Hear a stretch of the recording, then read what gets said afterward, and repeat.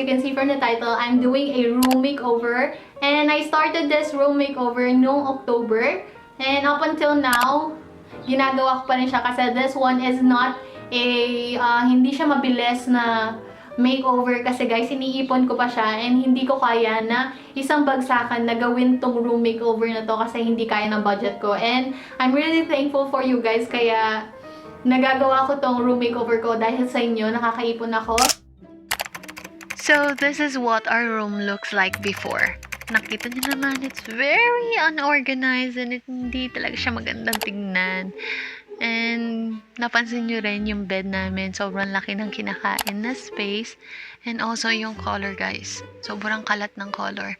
And so, I decided to have my room renovated because of my background. Because as you guys may all know or napapansin nyo, I'm using a cloth as a background. Kasi wala akong empty space or empty wall to film my videos. That is why sobrang gusto ko nang palitan tong room na to. And the second reason why I'm having my room renovated is because of my clothes. My freaking clothes, because they are everywhere. Nakakalat sila even in our living room. Merong mga nakatuping clothes. Guys, nakita nyo na, nakatupi na yung mga clothes ko because wala na kaming mga hanger para maisabit ko yung mga clothes ko. Pero guys, sobrang kalat talaga, hindi na sila magkasya. So I decided to gusto ko magkaroon ng open closet na sobrang laki. And napapansin nyo kasi yung dating cabinet namin, sayang yung space sa taas, diba? So here is my plan for this room renovation.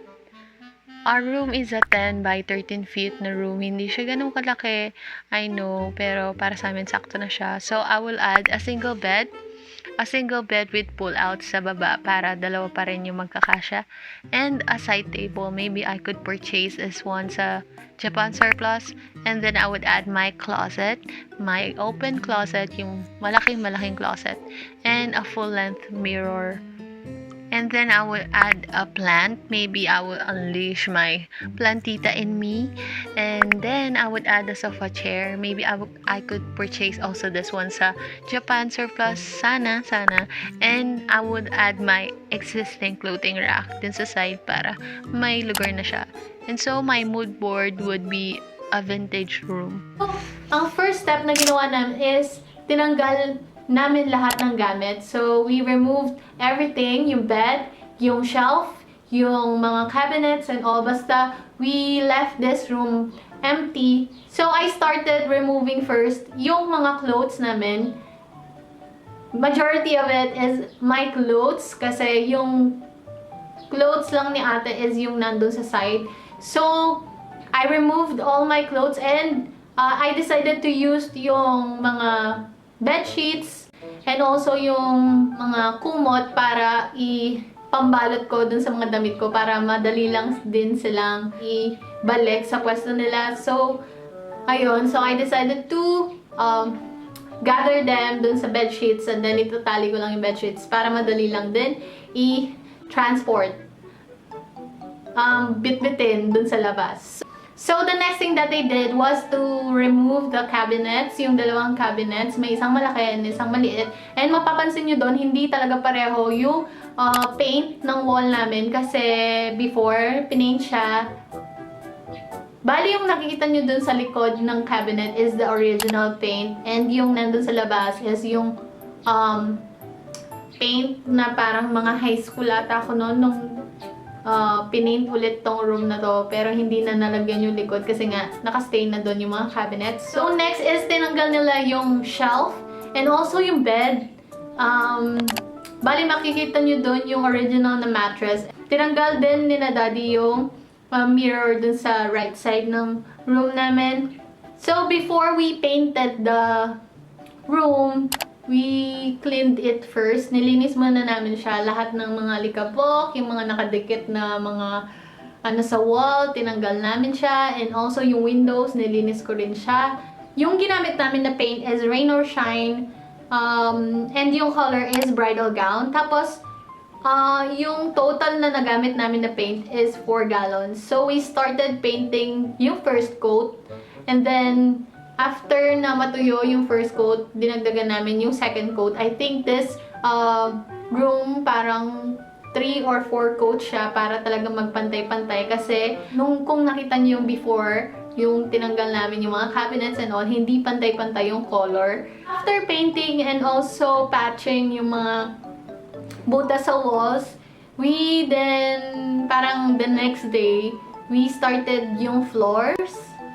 So, yung floor namin, I bought it sa Home Depot, yung vinyl floors, and it has this parang wood accent na, parang siyang wood, parang may wood craving yung vinyl. So, feeling ko magtataka kayo guys kung bakit pinatungan na lang namin yung before na floor, yung vinyl na floor, is because my dad says na it has the same material, kaya pinatungan na lang siya. And also to save time, kasi if tinanggal pa namin yung before, yung dating floor na vinyl, it would take us so much time and effort and work na mangyayari. Kasi guys, yung dun sa baba, it should be flat, and also wala masyadong mga bumps para magandang tingnan yung vinyl. Kaya decide na lang kami na ipatong tong vinyl na to. And sobrang nagustuhan ko yung itsura ng vinyl floors, lalo na dun sa finished product niya, kasi mas neat siyang tingnan, ganun. Kasi yung dating floor namin is dalawang color, isang parang, hindi ko alam yung color niya, medyo peachy, no, light pink na color, and parang may green dun sa outer. But this one is really neat kasi pare-pareho ang itsura niya. And ayun. So, the next step na ginawa namin after painting and also yung sa floor is yung bed. Yung nadatnan ko na bed na ginagawa nila daddy is nakagawa na. I mean, parang may structure na siya. Hindi ko na siya naabutan. Siguro may ginagawa ako noon before or natutulog pa ako, kaya nakagawa na siya. But with regards to my bed, I just showed my dad kung ano yung peg ko na bed. And I want it na medyo vintage looking. And also, I want it na pull out siya na single bed. And also, may mga drawers dun sa ilalim. I just showed him. And super nagulat ako kasi nagawa talaga nila yung gusto ko. Kasi, guys, yun yung first time na gumawa sila daddy ng bed. And after magawa yung bed, they added yung wood stain, but unfortunately naging dark yung itsura niya kasi hindi ko nabantayan yung paggawa ni Kuya Darwin nung bed. But it still looks okay for me. It looks vintage. Ang pinakamahirap na nangyari dito sa paggawa ng bed na to is yung pagpasok or paglagay dito sa room ko, kasi it's really heavy kasi meron siyang metal, kung nakita nyo dun sa video. But ayun, with the help of my father, my brother, and also yung katulong ni daddy sa paggawa, is nalagay naman siya ng safe sa kwarto ko, and sobrang laki ng space na na-save nung nag-single bed kami. So, nagawa ako ng sketch for my dream closet kasi nakikita ko siya sa Pinterest. Pero this closet is my idea, my design, and also yung structure niya. Parang ginawa niya muna yung structure kasi hindi mo rin siya malalagay ng isang buo na cabinet sa room. So, ang plano is parang gawin lang siya without nailing them. Hindi siya ipagdidikit-dikitin na kasi nga hindi siya magkakasya sa room kapag pinasok siya. So, therefore, ang gagawin namin is parang bubuuin namin siya sa room. They added the wood stain and also the top coat dun sa closet. And then, pinasok na namin sa room yung mga parts ng closet. And we started building it and screwing it there dun sa room kasi nga hindi siya magagawa sa labas and hindi siya mapapasok. So, ayun, I just helped and looked. Hindi talaga ako masyadong magaling sa mga ganyang bagay. So, talagang tagahawak lang ako and all. And the next na ginawa is they added the metal bars or yung mga pole na stainless para dun sa mga nakahang ko ng mga clothes. So, 3 lang dun sa second section, 2 dun sa third section, and lastly dun sa dress. Isang stainless lang siya doon. Malay mo naman, meron akong gowns, ganyan. So, I decided na mas malaki yung space or mas mahaba yung pwedeng mga ihang doon. So, ayun. Ang next na ginawa naman nila after nilang ma-dikit yung or malagay yung closet dun sa wall na yun is they added this sliding door dun sa taas para sa mga bagay na hindi naman talaga namin kailangan or parang naka-store lang talaga sila. Parang sobrang dalang lang namin ilabas. Kaya nilagay nila daddy yon. So, they added this sliding. So, ayun. Sobrang ganda ng kinalabasan and I did not expect na magiging ganun yung itsura. And then, the next thing that my dad added is yung mga sa jeans, yung pull-out. Sobrang ganda din nun. And my dad added this parang 5 sections for every pull-out na jeans. And so, my next purchase naman is the bed sheets and also yung curtains. And we bought them sa SM department store.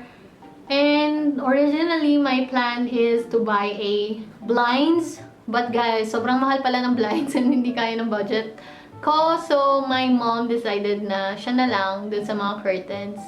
And it's a birthday gift. And my ate gave also a birthday gift, yung bed sheets. So, hindi ko siya gastos yung dun sa curtains and also yung mga bed sheets. And sobrang nagustuhan ko yung bed sheets kasi I've always wanted na magkaroon ng bed sheets na white. And sobrang linis lang niya tingnan. So, nilagay ko lang sila and also yung curtains.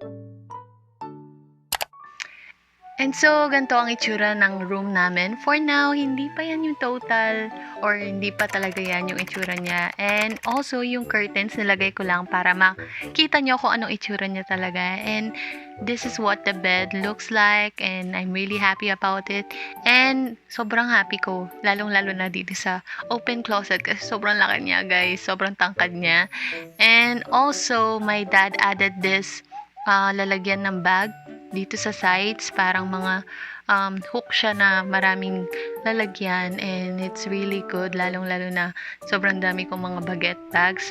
And also, my dad added this handle sa shoe pull-out ko para madali lang siyang hilain and sobrang ganda niya talaga, guys. So, that is it for my episode 1 of room makeover. And as I said before, this would take a long time and hindi to isang bagsakan na room makeover, and I hope hanggang episode 3 lang tayo kasi feeling ko naman papunta na and mabubuo na tong room na to. And if you guys have any questions regarding my materials, mga ginamit ko dito sa room na to, just feel free to comment it down below. And ayun, I hope you enjoyed today's video and I hope I would see you on the episode 2.